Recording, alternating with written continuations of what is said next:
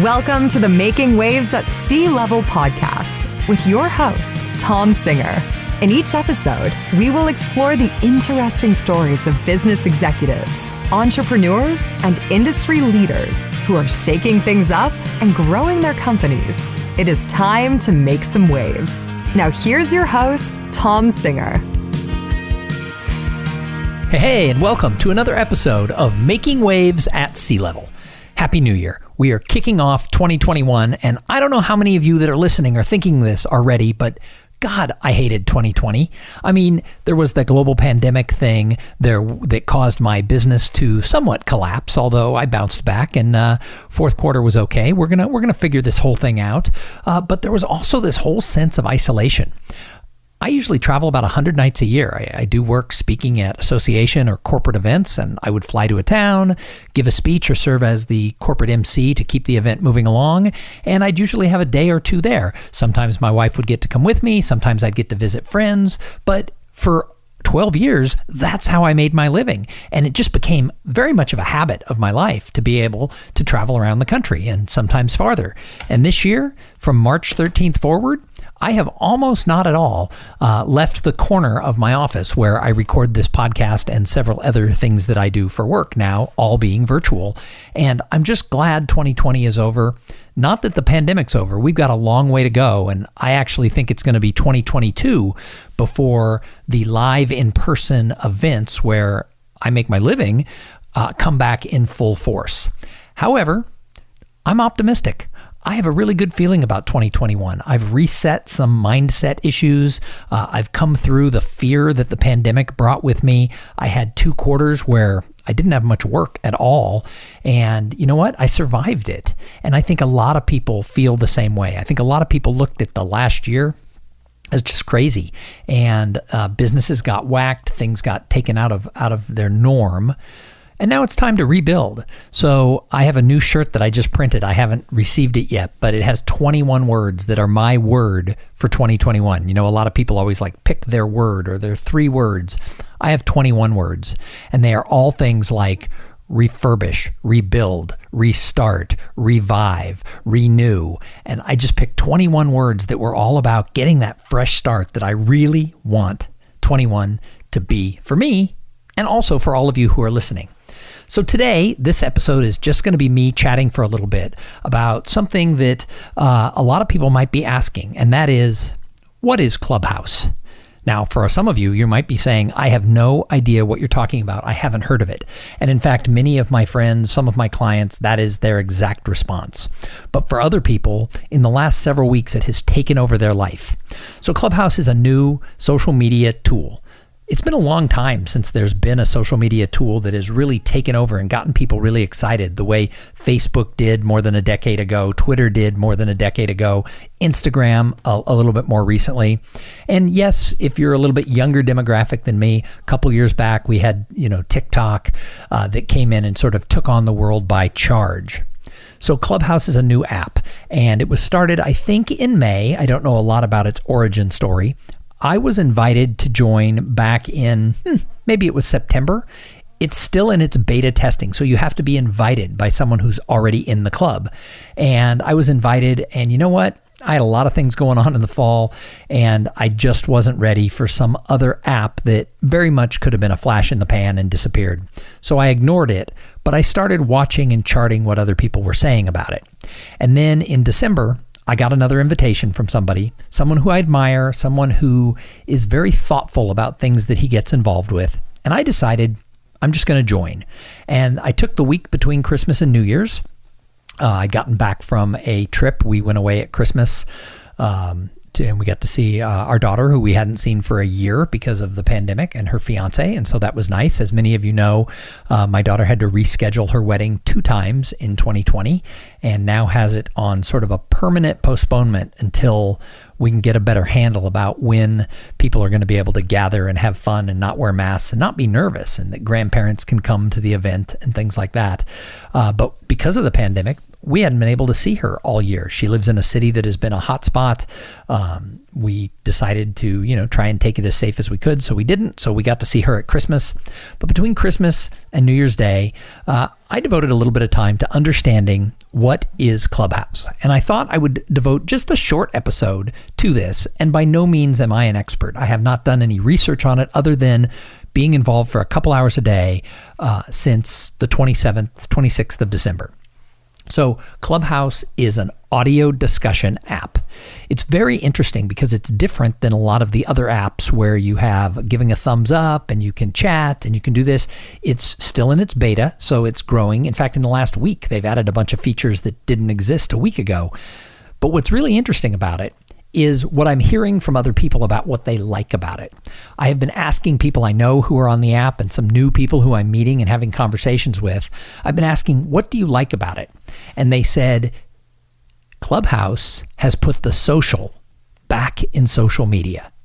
So think back, those of you who remember the early days of Twitter and Facebook and maybe even back to MySpace, algorithms did not run the show. If you chose to friend somebody or to follow somebody or to like somebody, when they would post, you would see what they put. But if you're an avid user of Facebook or LinkedIn or some of these, you realize that you almost only see the same 25 or 30 people's activities. And it's done based on an algorithm of, what you have liked and paid attention to in the past. So if you haven't given some love, if you will, with likes, links, shares, and follows on an app to a certain friend, the app itself decides you don't want to see their stuff, and it just feeds you more of what you want to see. But the problem with that is that's not social. That's the creation of bubbles. And the way that Clubhouse is right now is if you follow somebody, then you get to see where they are on the app. And so when you log on, it shows you rooms that you can join to listen in. Now these, they call them stages. They're audio stages. Somebody starts the room. Maybe they have a topic, maybe they don't. And people just come in and listen. However, you can raise your hand and you can come up and ask questions, or you can have full discussions. I sort of attribute it to being like a live mastermind group. Now, my favorite are the smaller rooms, the rooms that have maybe under 25 people, where everybody who wants to participate can. Some of the rooms get up to thousands and thousands of people listening in, and some of the sort of social media and new media gurus come in and talk, and everybody listens to everything they have to say. That's not my favorite choice, but for some people, that's awesome because they get to listen to people like Grant Cardone and others who they may not have access to on a regular basis in a live situation where there can be some Q&A and some dialogue. So what I like about it is that you can go into any public room. Now, you can have a private room that other people can't see, but the whole purpose of this is for people to come in and listen. And because of that, sometimes you'll go into a room, they'll be talking about a topic. Someone on the panel will see that I'm in the room and they'll say, oh, we're talking about professional speaking. Tom's made his career doing this for 12 years. Tom, why don't you come in and add your 2 cents? And they'll pull me up into the ability to speak and to add to the conversation. And sometimes you add for a second and return to the audience. Sometimes they keep you up on stage as if you're part of the panel. Some of these rooms go on and on and on. And when it's time for the moderator to leave because they have another appointment, they just assign someone else the moderator and the conversation keeps going. It's really fascinating. Now, here's the flip side of it. It is also a total time suck. You have to be really paying attention is, am I getting value in this? Or you can sit for hours just listening to people. Now, there's some value in that because I really believe that listening to smart people sharing ideas can trigger something in your own brain that can lead you to a new inspiration, a new thought, a new concept. However, I don't recommend spending 4, 5, 10, 12 hours a day in Clubhouse. And there are some people who say that's what they're doing.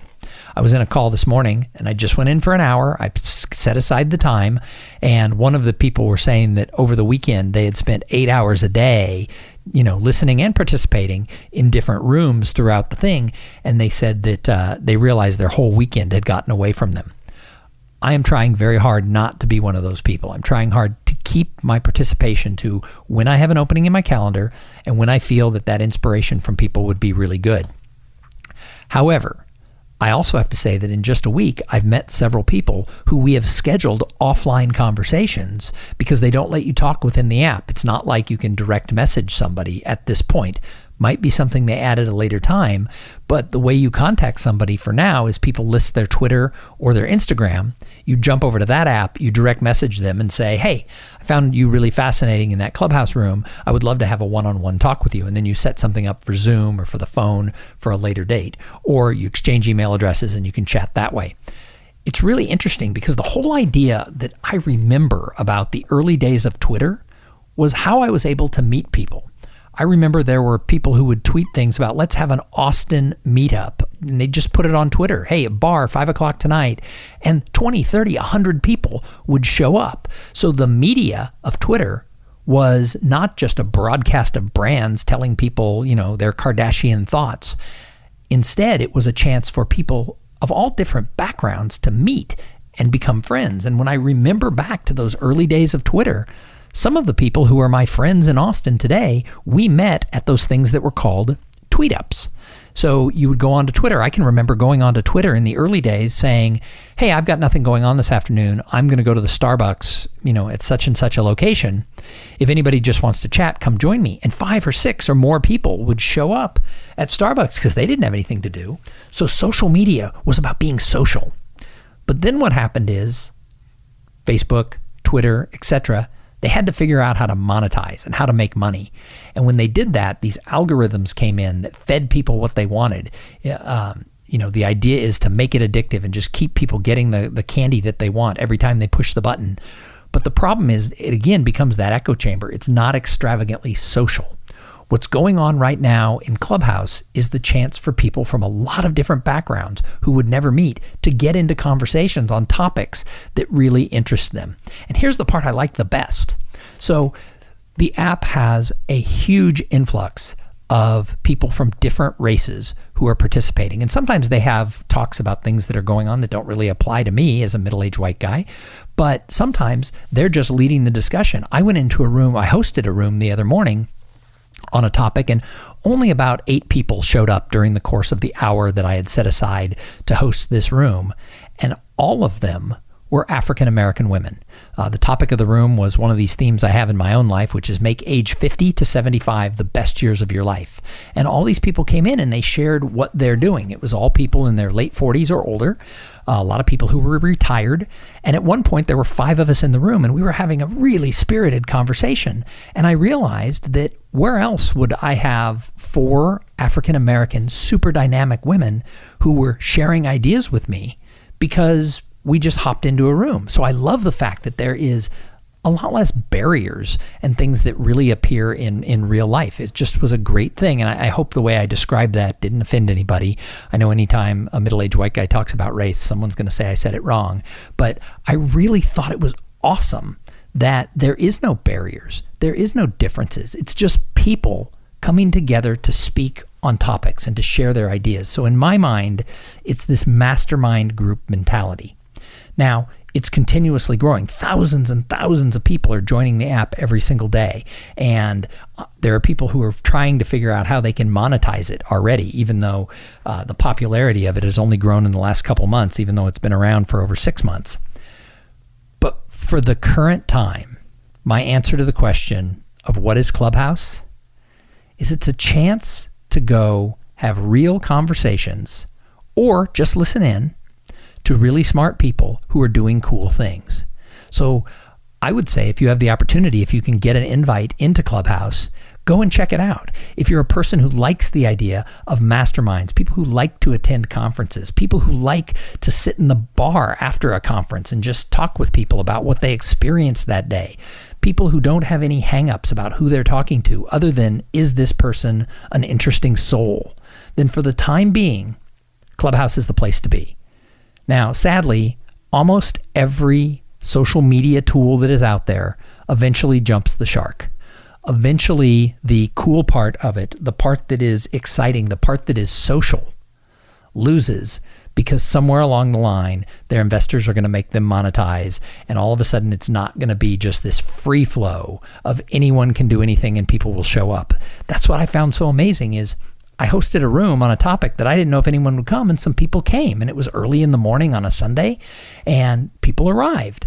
And so you can just do that, and if nobody shows up, no harm, no foul, nobody to talk about, you move on and do something else. So right now it is just a pure place to go hang out. It's a clubhouse. So right now I'm trying to be cautious not to spend too much time on it, but I'm also trying to make sure that I'm spending a little bit of time on it because I am meeting amazing people. And in a few cases, that's translating to conversations that are happening outside of Clubhouse and actually connections that are starting to be built into the real world and my business world. So I teach people all the time that all opportunities in life come from people. That's it. It doesn't matter how old they are. It doesn't matter what gender they are. It doesn't matter what color they are, what religion they are, what country they come from. All opportunities in life come from people. And the idea that there is this community where you can go and just sit with people and see who says something that resonates and see if you resonate with someone else. And then maybe that leads to a conversation, and maybe that leads to more conversations, and maybe those conversations lead to a friendship, and then maybe a friendship leads to a business opportunity. That's exciting to me. So if you've heard of Clubhouse and you saw this, the title of this podcast episode of What is Clubhouse, and you wanted to listen, that's my 2 cents of what it is. It's a really cool place to be right now. Is Clubhouse going to make it? I don't know. I think part of the problem is that it can be a huge time suck, and we need to be productive. And I think there's going to be a lot of people who just have to go cold turkey and stay away from it. I think this type of community group isn't for everybody. Not everybody wants to be social. Not everybody wants to connect with people from all different arenas of the world. However, if you do like that stuff, I think that Clubhouse is an interesting place to go and check out what they're doing. So that's my 2 cents on what is Clubhouse. Maybe I'll do a follow-up on this a month later, 2 months later, and we'll see if it jumps the shark or dies out really quick. But right now, it seems like it is, if you haven't heard of it, my guess is you're going to hear about it, and you're going to hear more and more about it because more people are getting involved and more people are finding value in participating in the club. All right, thanks for tuning in. Really quick, because I need to make sure that I always do this, is I need to thank the sponsor of this episode. This episode is brought to you by Podfly Productions. Podfly, they take the time and the headache out of creating your own podcast. Do you want to start a podcast? I actually think a lot of you do. And 2021 is the best year to do it. And Podfly, they will teach you how. They'll set you up with the guidance. They'll let you know what equipment to do. And then they do all that pesky technical work so that all you have to do is record really cool episodes, give it to them, they fine tune it, bam, they get it out there into the podcast world. And all of a sudden, 2021 is the year you became a podcaster. So go check out podfly.net/coolthings because they have a special offer for the listeners of this show. Hey, thank you so much for tuning in. I greatly appreciate your participation, and I look forward to 2021. Do me a favor, drop me a note, Tom, T-H-O-M, @tomsinger.com, or you can find me on any of the social medias, just @TomSinger, and you can find me on Clubhouse @TomSinger. All right, go out there and have a great day. Thank you for listening to the Making Waves at Sea Level podcast. Without your listening to these in-depth conversations, there would be no show. Connect with Tom @tomsinger.com and follow him on Twitter and Instagram @TomSinger.